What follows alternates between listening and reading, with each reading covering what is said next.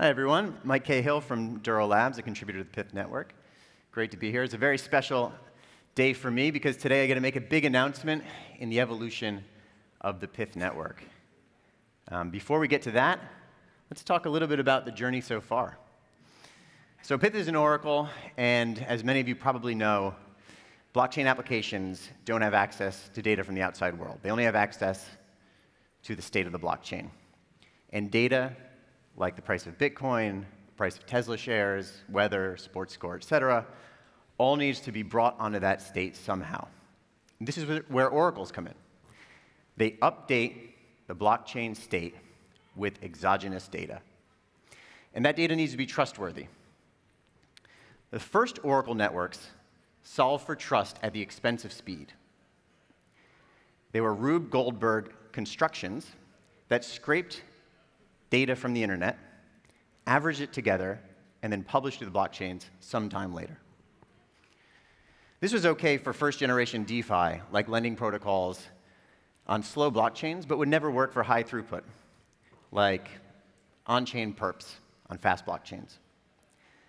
The Pyth thesis is that DeFi needs trustworthy data with low latency.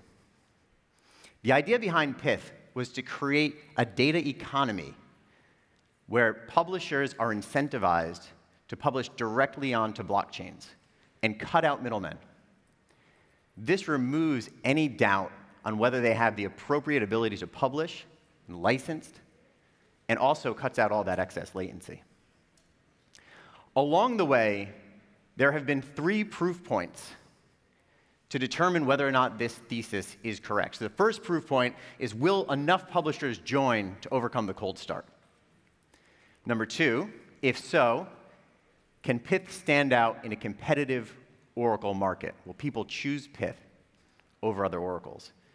And finally, will apps integrate Pyth if it's using a differentiated type of integration? All right, so let's jump into this. First one, can we amass enough publishers into the network to overcome the cold start? Well, one of the nuances about financial market data is that it's a very mature industry. It's quite a profitable one as well. In 2022, $6.5 billion in revenue was spent at the top 6 exchanges. 20% of the revenue is the top 6 exchanges for financial market data. So you can't just go up to an industry that's worth $6.5 billion and say, hey, I've got an idea. You should turn all this valuable data over to this new technology called Pyth to get it on the blockchain. It wouldn't happen. So you have to find different sources to give you the same comprehensive coverage. So where do those different sources come from for Pyth? There are 2 big groups that have data that don't currently monetize most of it. Obviously, large exchanges monetize a lot of it. But large exchanges without trading firms or without traders have no data. It's very intuitive. Market data is simply the bids and offers with which traders want to trade and the prices where they just executed. So trading firms have troves of data. They've never monetized it before. So this was cohort number 1 of the types of people that could provide data to a Pyth network. And number 2 is small exchanges.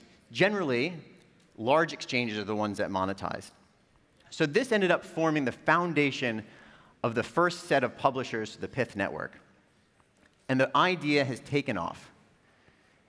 Every month, 3 new publishers join the Pyth network. It's large institutions, including pretty much every large trading firm, almost without exception, as well as exchanges, small ones, and now even large ones, including SIBO, one of the largest global equity exchanges. All right, so we've amassed enough data to have comprehensive market coverage over any asset class. So let's go on to number 2. Can Pyth stand out in a competitive oracle market? Pyth first launched on Solana mainnet in September of 2021. There were other oracles live at the time, and there were even more oracles coming, including Chainlink. Within 7 months, Pyth had a 90% market share from the total value secured on Solana. There was 50 applications using Pyth as an oracle on Solana. Several months later, Chainlink launched and never got above 5%.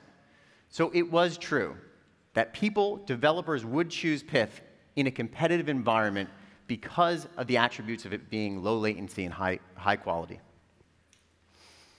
All right, number 3. Will apps integrate Pyth's cross-chain using a novel poll mechanism?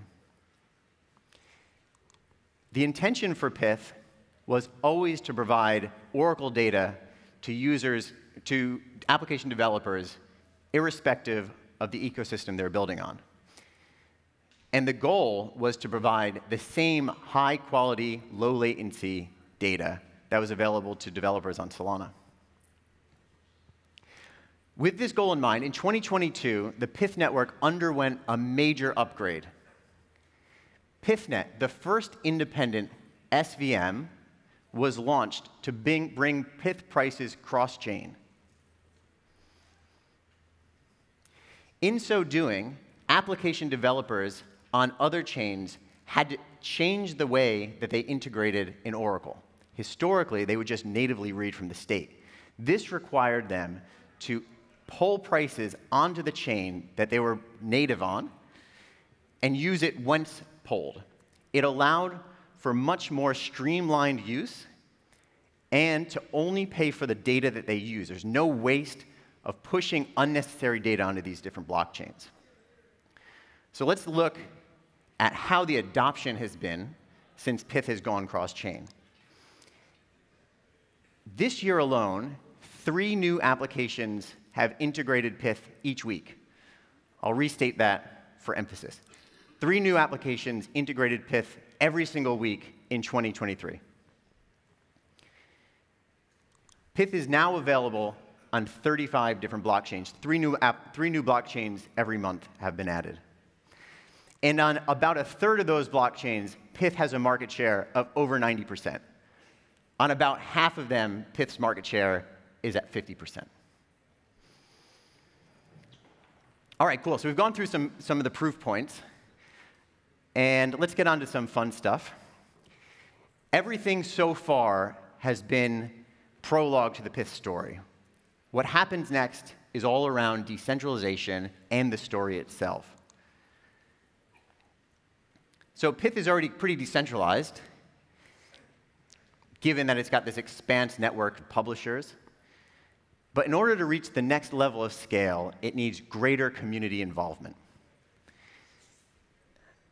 So today, we're announcing the Pyth retrospective airdrop.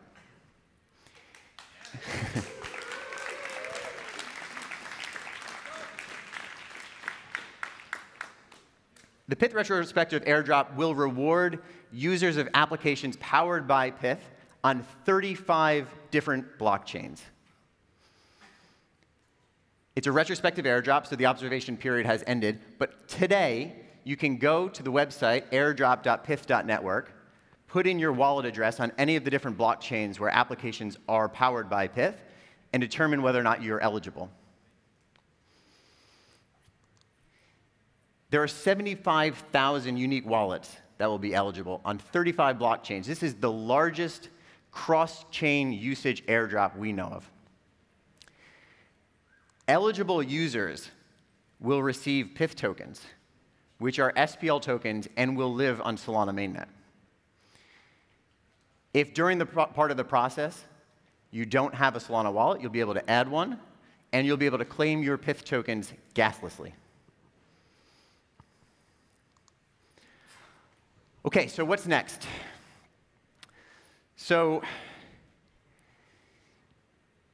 the next part of the process is to have the community run governance. Community is going to have to establish the governance. The first thing it will decide is whether or not it will be a governance based on councils and elected representatives. Perhaps it'll be based on single token votes.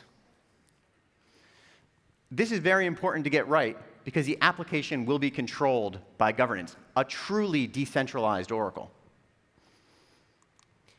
Governance will have total control, and here are some of the features that are important to be used. Determining the size of the update fees. So in that model I described to you, where prices are published to other chains, each one of those deliveries contains a fee today. That fee is set at a nominal value of 1 way, very small. There's about 2 million transactions per day, fee-paying transactions per day, that go to other chains.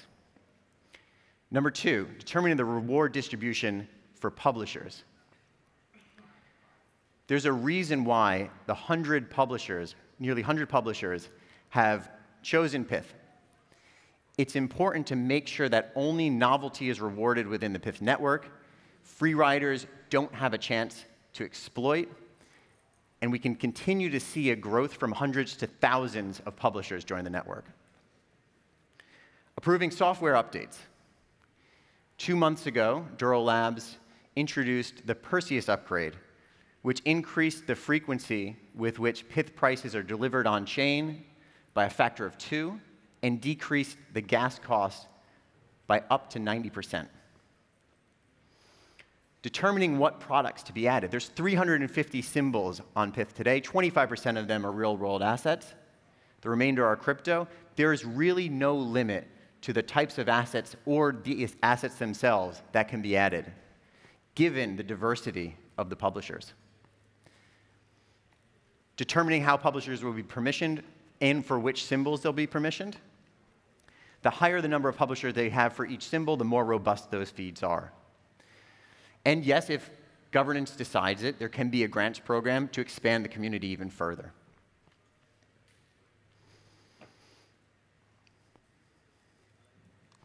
The Pyth network started out as an idea on how to reimagine Oracle data on blockchains. It has attracted the largest group of traders and exchanges ever to provide the fastest, most robust set of data ever imagined. It's expanded to become an ecosystem of 100 publishers, over 200 applications, 35 different blockchains. And today, we've announced the largest cross-chain usage airdrop. I'd like to invite you to join the community that's building the infrastructure for the future of DeFi. Thank you.